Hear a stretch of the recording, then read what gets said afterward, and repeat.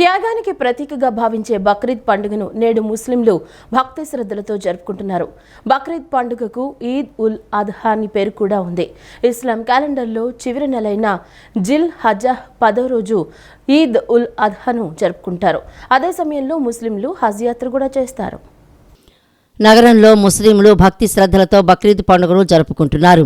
ముస్లింలు ఉదయాన్నే మసీదులు, ఈద్గాలలో బక్రీద్ పండుగ సామూహిక ప్రార్థనలు చేశారు.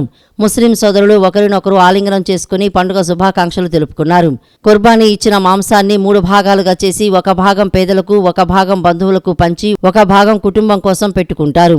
కుర్బానీ అంటే బలిదానం ఇవ్వడం, త్యాగం అనే అర్థాలు ఉన్నాయి. కుర్బానీ ఇవ్వడానికి హజ్రత్ ఇబ్రహీం ప్రవక్త త్యాగమే కారణమని ఖురాన్ గ్రంథంలో పేర్కొన్నారు. అల్లా పంపిన ప్రవక్తల్లో హజ్రత్ ఇబ్రహీం ఒకరు. మక్కా పట్టణంను ఆయనే నిర్మించి నివాసయోగ్యంగా మార్చారు. అల్లాను ప్రార్థించడానికి ప్రార్థనా మందిరం కాబాను నిర్మించిన దైవ ప్రవక్తగా ఆయన పేరొందారు.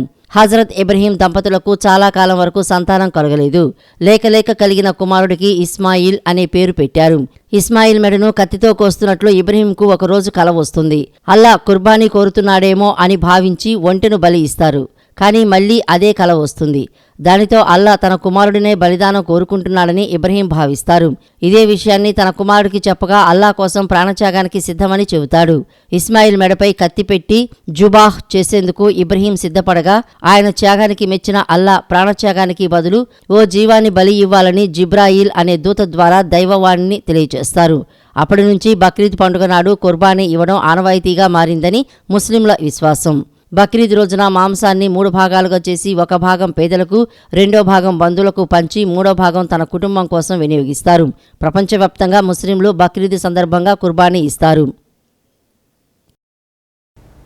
స్వార్థం, అసూయ, రాగద్వేషాలను విడిచిపెట్టి మానవుల్లో త్యాగనిరతిని వ్యాపింపచేయడమే బక్రీద్ పండుగ ముఖ్య ఉద్దేశమని సీఎం నారా చంద్రబాబు నాయుడు అన్నారు. అన్ని గుణాల కన్నా దాన గుణమే ఉత్తమమన్నది బక్రీద్ సారాంశమని, పండుగ సందర్భంగా కుర్బానీ ద్వారా పేదలకు ఆహారం వితరణగా ఇస్తారన్నారు. హజరత్ ఇబ్రహీం త్యాగనిరతిని స్మరించుకుంటూ బక్రీద్ పండుగను భక్తి శ్రద్ధలతో జరుపుకుంటున్న ముస్లిం సోదర సోదరీమణులందరికీ శుభాకాంక్షలు తెలిపారు. త్యాగ గుణాన్ని ప్రబోధించే బక్రీద్ పండుగని స్ఫూర్తిగా తీసుకుని సమైక్యతను, సమానత్వాన్ని సాధిద్దామని సీఎం చంద్రబాబు నాయుడు పిలుపునిచ్చారు. ముస్లిం సోదర సోదరీమణులకు వైఎస్ఆర్ కాంగ్రెస్ పార్టీ అధ్యక్షులు వైఎస్ జగన్మోహన్ రెడ్డి బక్రీద్ శుభాకాంక్షలు తెలియజేశారు. త్యాగనిరతికి, ధర్మబద్ధతకి, దాతృత్వానికి బక్రీద్ ప్రతీకగా నిలుస్తుందన్నారు. దైవ ప్రవక్త ఇబ్రహీం త్యాగాన్ని స్మరించుకుంటూ ఈ పండుగ జరుపుకుంటారన్నారు. పేద ధనిక తారతమ్యాలు లేకుండా రాగద్వేషాలకు అతీతంగా ముస్లింలందరూ ఈ పండుగను భక్తి శ్రద్ధలతో నిర్వహించుకుంటారన్నారు. అల్లాహ్ ఆశీస్సులు ప్రజలందరికీ ఎల్లప్పుడూ ఉండాలని జగన్ అభిలషించారు. టీడీపీ రాష్ట్ర అధ్యక్షుడిగా గాజువాక ఎమ్మెల్యే పల్లా శ్రీనివాసరావు నియమితులయ్యారు. ఈ మేరకు పార్టీ అధినేత చంద్రబాబు ఆదేశాలు జారీ చేశారు. ప్రస్తుతం ఏపీ అధ్యక్షుడిగా ఉన్న కింజరపు అచ్చెన్నాయుడుకు మంత్రిగా అవకాశం కల్పించారు. ఈ నేపథ్యంలో బీసీ, యాదవ వర్గానికి చెందిన పల్లాకు రాష్ట్ర అధ్యక్ష బాధ్యతలు అప్పగించారు. ఆంధ్రప్రదేశ్ తెలుగుదేశం పార్టీ అధ్యక్షుడిగా పల్లా శ్రీనివాసరావు యాదవ్ను నియమించారు. ముఖ్యమంత్రి, టీడీపీ అధినేత నారా చంద్రబాబు నాయుడు నిన్న అధికారికంగా ప్రకటించారు. ఏపీ టీడీపీకి అధ్యక్షుడిగా తనను ప్రకటించడంతో పల్లా శ్రీనివాసరావు చంద్రబాబుకు ధన్యవాదాలు తెలిపారు. ఇటీవల జరిగిన ఎన్నికల్లో వైఎస్ఆర్ కాంగ్రెస్ పార్టీ అభ్యర్థి గుడివాడ అమర్నాథ్పై భారీ మెజారిటీతో పల్లా శ్రీనివాసరావు గెలుపొందారు. రాష్ట్రంలో అత్యధికంగా 95,235 ఓట్ల తేడాతో ఆయన విజయం సాధించారు. విశాఖపట్నం పార్లమెంటు పార్టీ అధ్యక్షుడిగా సమర్థవంతంగా పనిచేసిన పల్లా శ్రీనివాసరావు నూతన బాధ్యతలను విజయవంతంగా నిర్వహిస్తారని ఆశిస్తున్నట్లు చంద్రబాబు పేర్కొన్నారు. రాష్ట్ర అధ్యక్షులుగా ఇప్పటి వరకు తెలుగుదేశం పార్టీని నడిపించడంలో అద్భుత పనితీరు కనపరిచిన సీనియర్ నేత, రాష్ట్ర మంత్రి కింజారపు అచ్చెన్నాయుడికి అభినందనలు తెలిపారు. ప్రతిపక్షంలో అనేక సమస్యలు, సవాళ్లను ఎదుర్కొని పార్టీ బలోపేతానికి అచ్చెన్నాయుడు ఎనలేని కృషి చేశారని చంద్రబాబు అన్నారు. రాష్ట్రంలో శాంతి భద్రతలపై దృష్టి సారించామని హోంమంత్రి అనిత స్పష్టం చేశారు. గీత దాటితే తాట తీస్తామని పోకిరీలను తనదైన శైలిలో హెచ్చరించారు. గత ప్రభుత్వ హయాంలో లా అండ్ ఆర్డర్ ఎలా ఉండేదో అందరికీ తెలుసన్నారు. చంద్రబాబు సీఎంగా ఉంటే అన్ని వ్యవస్థలు సక్రమంగా పనిచేస్తాయని వివరించారు. గంజాయి అక్రమ రవాణాపై ఉక్కుపాదం మోపుతామని హోంమంత్రి అనిత ప్రకటించారు. ఇందుకోసం పోలీసులతో స్పెషల్ డ్రైవ్ నిర్వహిస్తామని వెల్లడించారు. గత ప్రభుత్వ హయాంలో రోజు 8 మంది అమ్మాయిలు చొప్పున కనిపించకుండా పోయారని, వారి ఆచూకీ ఇప్పటికీ తెలియలేదని హోంమంత్రి అనిత అన్నారు. మూసివేసిన కేసులను తెరిపిస్తామని స్పష్టం చేశారు. దిశా చట్టానికి చట్టబద్ధత లేదని స్పష్టం చేశారు. మహిళా సంరక్షణ కోసం ధీటైన చట్టం అమల్లోకి తీసుకువస్తామని తేల్చి చెప్పారు. కొత్త ప్రభుత్వం కొలువు తీరింది. ఒక్కో అంశాన్ని పరిష్కరించుకుంటూ ముందుకు వెళ్తామని హోంమంత్రి పేర్కొన్నారు. అధికారులు ప్రభుత్వానికి చెడ్డ పేరు తీసుకురాకుండా పనిచేయాలని సూచించారు. ఇందులోని నేను ఒకటే కోరుకుంటానండి, అఫీషియల్స్కి రాజకీయాలు అవసరం లేదు. కాబట్టి గవర్నమెంట్కి అనుగుణంగా మీ పని మీరు చేసుకుంటే అందరికీ కూడా ఇబ్బంది ఉండదు అన్నదైతే నా దృక్పథం. దాన్ని బేస్ చేసుకుని మేము అందరం కూడా ముందుకెళ్తాం. ఒకటి మాత్రం చెప్తున్నానండి, ఇంతకు ముందులాగా ఎవరో ఫోన్ చేస్తే కేసు పెట్టమండి, ఎవరో ఫోన్ చేస్తే కౌంటర్ కేసు పెట్టమండి, ఇవన్నీ వద్దు.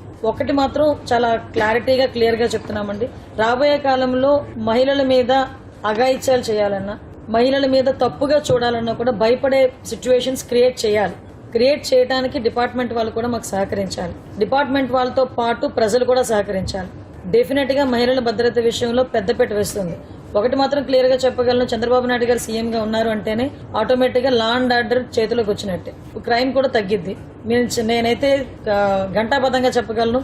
ఆ వీలైతే ఛాలెంజ్ అనుకోండి, వల్ల క్రైమ్ రిపోర్ట్ ఇప్పుడు నేషనల్ క్రైమ్ రిపోర్ట్ ఇప్పుడు ఎంతవరకు ఉందో దానికి ఇంకా తగ్గుతుందే తప్పించి ఎట్టి పరిస్థితులు. సీఎం చంద్రబాబు తన మొదటి పర్యటన పోలవరం నుంచే ప్రారంభించనున్నారు. చంద్రబాబు నేడు పోలవరం ప్రాజెక్టును సందర్శించి వాటి ప్రస్తుత స్థితిగతులను జలవనరుల శాఖ అధికారులతో సమీక్ష నిర్వహించనున్నారు. ప్రస్తుతం పోలవరం సవాళ్లను పరిష్కరించి పనులు పరుగులు పెట్టించాలని చంద్రబాబు సంకల్పించారన్నారు. ముఖ్యమంత్రి నారా చంద్రబాబు నాయుడు తన తొలి క్షేత్రస్థాయి పర్యటనను నేడు పోలవరం నుంచే ప్రారంభించనున్నారు. నేడు పోలవరం ప్రాజెక్టును చంద్రబాబు సందర్శించనున్నారు.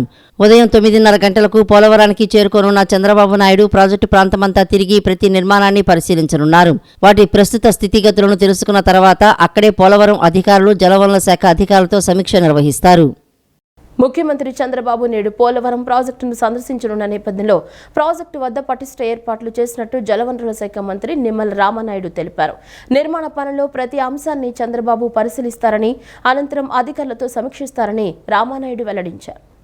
పోలవరం ప్రాజెక్టును జగన్ ముంచేశారని నీటిపారుదల శాఖ మంత్రి నిమ్మల రామానాయుడు ధ్వజమెత్తారు. మీడియా సమావేశంలో ఆయన మాట్లాడుతూ, మళ్లీ ప్రాజెక్టును పునర్నిర్మాణం చేయడానికి చంద్రబాబు నాయుడు పోలవరం వెళ్లి క్షేత్రస్థాయిలో సందర్శిస్తారని తెలిపారు. ఇది ప్రకృతి తప్పిదం కాదు, గత ప్రభుత్వ తప్పిదమని అన్నారు. రివర్స్ టెండరింగ్ పేరుతో సంవత్సరం పాటు ఏ విధమైన నిధులు జరగలేదని ఫైర్ అయ్యారు. సీఎంగా ప్రమాణ స్వీకారం చేసిన తర్వాత చంద్రబాబు మొట్టమొదటిసారిగా పోలవరం ప్రాజెక్టుకు వస్తున్నారంటే అది రైతాంగానికి ఆయన ఇస్తున్న ప్రాధాన్యత అని వివరించారు. మళ్లీ అబద్దాలతో జగన్ అధికారంలోకి రావాలనుకున్నాడని విమర్శించారు. 11 సీట్లతో ప్రజలు ఆయనకు బాగా బుద్ధి చెప్పారని అన్నారు. రానున్న రోజుల్లో వైసీపీకి ఆంధ్ర రాష్ట్ర ప్రజల్లో స్థానం లేదన్నారు.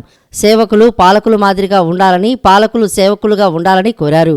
అభివృద్ధి, సంక్షేమం వైపే ఎన్డీఏ ప్రభుత్వ పాలన సాగిస్తామని మంత్రి నిమ్మల రామానాయుడు పేర్కొన్నారు. మరి యొక్క 5 సంవత్సరాల పోలవరం విధ్వంసం ఏదైతే ఉందో, ఎందుకంటే ఆ మాట మేమేదో తెలుగుదేశం పార్టీ ప్రభుత్వ పరంగా మేము చెప్పట్లా. మరి నీతి ఆయోగ్ కమిటీ ఒక రిపోర్ట్ ఇమ్మని ఐఐటి హైదరాబాద్ కోరితే వాళ్ళు రిపోర్ట్ ఇచ్చారు. ఇది ప్రకృతి తప్పిదం కాదు, ఇది ప్రభుత్వ తప్పిదం. ఇవాళ సాక్షాత్ ఒక ఐఐటి హైదరాబాద్ వాళ్ళు మరి రిపోర్ట్ ఇచ్చారనంటే జగన్మోహన్ రెడ్డి పోలవరం ప్రాజెక్ట్ లో ఎంత తీవ్రమైన తప్పిదం చేశాడో ఆ తప్పిదం పర్యవసనం ఈవేళ ఆ డయాఫ్రమ్ వాళ్ళు దెబ్బతింది. మళ్ళీ ఆ పోలవరాన్ని మళ్ళీ పునర్నిర్మాణం ఏ రకంగా చేయాలి, ఎక్కడెక్కడ ఏ రకంగా తప్పిదాలు చేశారు, ఇవన్నీ కూడా పరిశీలించి క్షుణ్ణంగా ఆయన క్షేత్రస్థాయిలో ఆయన పదవీ బాధ్యతలు ముఖ్యమంత్రిగా ప్రమాణ స్వీకారం చేసిన తర్వాత రాష్ట్రంలో ఫస్ట్ విజిట్, మొదటి క్షేత్ర పరిశీలన పోలవరం ప్రాజెక్టుకు వస్తూ ఉన్నారనంటే ఆయన వ్యవసాయం పట్ల, రైతాంగం పట్ల ఆయనకి ఇస్తున్నటువంటి ప్రాధాన్యత. విజయవాడ నగరంలో నిన్న సాయంత్రం భారీ వర్షం కురిసింది. ఉదయం నుంచి భానుడు తన ప్రతాపం చూపడంతో ఎండవేడిమి, వేడి గాలులకు నగరవాసులు అల్లాడిపోయారు. సాయంత్రం 6 గంటల సమయంలో వాతావరణం ఒక్కసారిగా మారిపోయింది. ఉరుములు, మెరుపులు, చినుకులతో ప్రారంభమైన వర్షం దాదాపు గంట పాటు ఎడతెరిపి లేకుండా కురిసింది. భారీ వర్షానికి జనజీవనం స్తంభించింది. నగరంలోని రహదారులన్నీ జలమయం కావడంతో ప్రజల రాకపోకలకు తీవ్ర అంతరాయం కలిగింది. విజయవాడ నగరంలో నిన్న సాయంత్రం గంటపాటు ఉరుములు మెరుపులు ఈదురుగాలులతో కూడిన భారీ వర్షం పడింది. భారీ ఉరుములు మెరుపులతో నగరవాసులు ఒక్కసారిగా ఉలిక్కిపడ్డారు. పలు ప్రాంతాల వాసులు బెంబేలెత్తిపోయారు. ఈదురుగాలులు వర్షం ప్రభావంతో నగరంలోని పలు ప్రాంతాల్లో విద్యుత్ సరఫరాకు తీవ్ర అంతరాయం ఏర్పడింది. నగరంలోని రహదారులన్నీ జలమయమయ్యాయి. బందర్ రోడ్డులో బెంజ్ సర్కిల్ నుంచి ఆటోనగర్ గేటు వరకు పలు ప్రాంతాల్లో నీళ్లు నిలిచిపోయాయి. Mogalrajapuram Jammichettu centre, Pinnamaneni polyclinic road, Nirmala convent road, Mahatma Gandhi road, టౌన్లోని పలు ప్రాంతాలు, లోతట్టు ప్రాంతాలు జలమయమయ్యాయి. ఈ ప్రభావంతో ట్రాఫిక్ అస్తవ్యస్తమైంది. దీంతో వాహనదారులు తీవ్ర ఇబ్బందులు ఎదుర్కొన్నారు. నగరంలో నిన్న భారీ వర్షం కురిసి రహదారులు జలమయమైన నేపథ్యంలో పురపాలక శాఖ మంత్రి నారాయణ నగరంలోని పలు ప్రాంతాలను పరిశీలించారు. రహదారులపై నీళ్లు నిలిచిపోయి ఉండడాన్ని గమనించి మున్సిపల్ కమిషనర్తో పాటు అధికారులకు పలు సూచనలు చేశారు. అధికార యంత్రాంగం అప్రమత్తంగా ఉండాలని, ఎలాంటి విపత్కర పరిస్థితులు అయినా ఎదుర్కోవడానికి సిద్ధంగా ఉండాలని మంత్రి నారాయణ ఆదేశించారు. వర్షం కారణంగా జలమయమైన రహదారులను పురపాలక శాఖ మంత్రి నారాయణ, మున్సిపల్ కమిషనర్ సురపణల్ దినకర్, నగరపాలక సంస్థ అధికారులతో కలిసి నిన్న రాత్రి పర్యటించారు. నగరంలో లోతట్టు ప్రాంతాలు జలమయం అయ్యే ప్రధాన రహదారులను క్షేత్రస్థాయిలో పర్యటించి అక్కడికక్కడే తగు విధంగా మంత్రి సూచనలు చేశారు. జలమండలి, విద్యుత్ శాఖ, రెవెన్యూ యంత్రాంగం, ట్రాఫిక్ పోలీసు వంటి కీలకమైన విభాగాలతో నిరంతరం సమన్వయం చేసుకోవాలన్నారు. ఈ సందర్భంగా మంత్రి మీడియాతో మాట్లాడుతూ 2014 నుంచి 2019 వరకు టీడీపీ ప్రభుత్వంలో ప్రతి సంవత్సరం మే నెలలో అవుట్ఫాల్ డ్రైన్లో పూడిక తీత పనులు నిర్వహించేవారమని తెలిపారు. స్పెషల్ డ్రైవ్గా పెట్టి పూడికలు తీసి వర్షాకాలంలో డ్రైన్ను స్తంభించకుండా, వర్షం నీరు నిలవకుండా చర్యలు తీసుకున్నామని చెప్పారు. డ్రైన్లలో చెత్త పేరుకుపోవడం వల్ల నగరంలోని పలు ప్రాంతాల్లో నీళ్లు నిలిచిపోయాయని అన్నారు. వర్షాకాలాన్ని దృష్టిలో పెట్టుకుని రాష్ట్రంలోని అన్ని డ్రైన్లలో పూడికతీత పనులు చేపట్టాలని అధికారులను ఆదేశించారు. దాంతో కొన్ని రోడ్లన్నీ బ్లాక్ అయినాయి. అయితే కమిషనర్ గారు ఇమీడియట్గా యాక్చువల్గా టోటల్ వాళ్ళ స్టాఫ్ అంతా కంప్లీట్గా ఫీల్డ్ మీద దించి మ్యాక్సిమం బ్లాక్స్ అన్ని క్లియర్ చేశారు. అయితే ఈ వర్షాకాలం వస్తుంది కాబట్టి జనరల్గా 2014-19 దాకా నేను మున్సిపల్ శాఖ మంత్రిగా ఉన్నప్పుడు వర్షాకాల సీజన్ జూన్లో స్టార్ట్ అవుతుందంటే జూన్ 1st కానీ మే ఎండింగ్లో రాష్ట్రం మొత్తంలో అన్ని మున్సిపాలిటీలో సెట్ క్లియర్ చేయించేవాడు. అది ఒక స్పెషల్ డ్రైవ్ చేసేవాడు. ఎందుకంటే అక్కడక్కడ చెత్త చెదారం బ్లాక్ అయితే అవుతుంది. ఇప్పుడు యాక్చువల్గా ఈ వాటర్ ఫ్లోలో కూడా కొన్ని దగ్గర బ్లాక్ కాబట్టి యాక్చువల్గా వాటర్ స్టాగ్నేషన్ అయింది. కమిషనర్ గారు ఇమీడియట్గా తీయించారు. కమిషనర్ గారు కూడా యాక్చువల్గా దాని మీద కూడా యాక్చువల్గా టెండర్స్ కాల్ప ఇమీడియట్గా రేపు రాష్ట్రంలోని అన్ని మున్సిపల్ కార్పొరేషన్స్, మున్సిపాలిటీస్ వాటన్నింటిలో కూడా రేపు యాక్చువల్గా అధికారులందరికీ కూడా ఇన్స్ట్రక్షన్ ఇస్తున్నాం. ఇమీడియట్గా సిల్ట్ డ్రైవ్, స్పెషల్ డ్రైవ్ పెట్టి సిల్ట్ యాక్చువల్గా అన్నింటిలో తీసేది. ఎందుకంటే వర్షాలు వస్తున్నాయి, ఇలా బ్లాక్ అయితే ప్రజలు ఇబ్బంది పడతారు. రేపు యాక్చువల్గా ఇన్స్ట్రక్షన్. పచ్చటి ఋషికొండకు మాజీ సీఎం జగన్ బోడిగుండు కొట్టారని భీమిలి టీడీపీ ఎమ్మెల్యే గంటా శ్రీనివాసరావు అన్నారు. దేశంలో ఇంత వివాదాస్పద భవనాలు ఎక్కడా కట్టలేదని, అత్యంత రహస్యంగా వీటిని నిర్మించారన్నారు. లాభాల్లో ఉన్న టూరిజం భవనాలు కూల్చి రాజభవనాలు నిర్మించారని చెప్పారు. ప్రజావేదికకు అనుమతులు లేవని మాజీ సీఎం జగన్ సర్కారు కూల్చివేసిందని, మరి ఋషికొండకు ఏం అనుమతులు ఉన్నాయని కట్టారని ప్రశ్నించారు. న్యాయస్థానానికి కూడా తప్పుడు సమాచారం అందించారని ధ్వజమెత్తారు. విశాఖపట్నంలోని ఋషికొండ భవనాలను భీమిలి ఎమ్మెల్యే గంటా శ్రీనివాసరావు స్థానిక నేతలతో కలిసి నిన్న పరిశీలించారు. అనంతరం ఆయన మీడియాతో మాట్లాడారు. ఋషికొండ రాజమహల్ రహస్యం ఇవాళ తెలిసిందన్నారు. ఋషికొండ భవనాలను పరిశీలించిన ఆయన ఎన్నో ఏళ్ల ఉత్కంఠ ఇవాళ తీరిందన్నారు. గతంలో చంద్రబాబు, పవన్ కళ్యాణ్ కూటమి నేతలు, కార్యకర్తలు ఇక్కడికి వస్తే అడ్డుకున్నారని, కేసులు పెట్టారని మండిపడ్డారు. విశాఖ నుంచే జగన్ పరిపాలన చేస్తామని అప్పటి వైసీపీ ప్రభుత్వం అనేక ముహూర్తాలు పెట్టిందని, చివరికి ఘోరంగా ఓడిపోయిందని అన్నారు. సద్దాం హుస్సేన్, గాలి జనార్దన్ రెడ్డి భవనాలను మించి ప్రజాధనంతో వీటిని కట్టారని, 61 ఎకరాల్లో మొత్తం 7 బ్లాకులు నిర్మించారని తెలిపారు. వీటిని ఏం చేయాలో ముఖ్యమంత్రి చంద్రబాబును అడిగి నిర్ణయం తీసుకుంటామన్నారు. విశాఖ పరిపాలన రాజధాని అని చెప్పినా ప్రజలు నమ్మలేదని, అందుకే విశాఖలో కూటమి అభ్యర్థులకు అత్యధిక మెజారిటీ ఇచ్చి విశాఖ రాజధాని వద్దని తీర్పు ఇచ్చారని పేర్కొన్నారు. ఏదైతే జగన్మోహన్ రెడ్డి గారు ఒక్క ఛాన్స్ అని చెప్పని ఈ రాష్ట్రంలో అధికారంలోకి వచ్చారు, వచ్చిన దగ్గర నుంచి కూడా ఆయన పరిపాలన ఎలా సాగిందో మనం చూసాం. ముఖ్యమంత్రికి చాలా విశేష అధికారాలు ఉంటాయి. ఆయన క్యాపిటల్ అమరావతి అయినా సరే నేను విశాఖపట్నంలో క్యాంప్ హౌస్ పెట్టుకుంటానంటే ఎవరు కూడా కాదనలేని విషయం. నేను క్యాంప్ హౌస్ పెట్టుకుంటాను, విశాఖపట్నంలో వచ్చి ఉండటానికి నాకు ఒక బంగ్లా కట్టుకుంటానంటే ఎవరు కూడా క్వశ్చన్ చేయలేని విషయం. ఆయన విశాఖపట్నంలో వచ్చి ఉండటం కోసం అని చెప్పని ఈ ఋషికొండ, ఒకప్పుడు సప్త ఋషులు ఈ కొండపై నడయాడారని, ఇక్కడ తపస్సు చేసుకునే వాళ్ళని, దీనికి ఒక హిస్టారికల్ ఇంపార్టెన్స్ ఉన్న కొండ, ఒక పచ్చటి ఋషికొండని టూరిజం దీని కింద ఇక్కడ రిసార్ట్స్ కట్టి ఉంచితే బ్రహ్మాండమైన లాభాల్లో నడుస్తున్న ఆ టూరిజం రిసార్ట్ను కూడా మరి పూర్తిగా డిస్మాంటిల్ చేసి ఇక్కడ అత్యంత రహస్యంగా గోప్యంగా ఈ విలాసవంతమైన రాజమహల్ని నిర్మాణం చేయడం జరిగింది. ప్రభుత్వం ఏదైనా ఒక నిర్మాణం చేసేటప్పుడు దాంట్లో రహస్యాలు ఉండవు. బహిరంగంగా ఆ బిల్డింగ్ దేనికోసం కడతా ఉన్నారు, ఎంత విస్తీర్ణత కడతా ఉన్నారు, ఎంత ఎస్టిమేట్తో కడతా ఉన్నారు, అందులో ఏమేమి ఫెసిలిటీస్ ఉంటాయి, ఇవన్నీ డ్రాయింగ్స్తో సహా బయట డిస్ప్లే చేస్తారు. కానీ దానికి భిన్నంగా దీన్ని అత్యంత గోప్యంగా, నాకు తెలిసి బహుశా ఈ దేశంలో ఏ భవనం కూడా ఇంత వివాదాస్పదం కానీ ఇంత సెన్సేషన్ కానీ క్రియేట్ చేసి ఉండదు. కానీ దాన్ని క్యాంప్ ఆఫీసర్ని ధైర్యంగా చెప్పి కట్టే ధైర్యం కూడా చేయలేకపోయారు. ముందు టూరిజం అన్నారు, దీన్ని 5 స్టార్ హోటల్ అన్నారు, కొంతకాలం లేదు ముఖ్యమంత్రి క్యాంప్ ఆఫీస్ అన్నారు, చివరికి వెబ్సైట్లో పెట్టి మళ్ళీ దాన్ని కూడా ఒట్టిదే ఇది కరెక్ట్ కాదు, ఇది చివరికి టూరిజం అని చెప్పి కూడా చెప్పడం జరిగింది. తిరుమల తిరుపతి దేవస్థానం నూతన ఈవోగా ఐఏఎస్ అధికారి జె శ్యామలరావు నిన్న బాధ్యతలు స్వీకరించారు. అంతకుముందు శ్రీవారిని దర్శించుకున్నారు.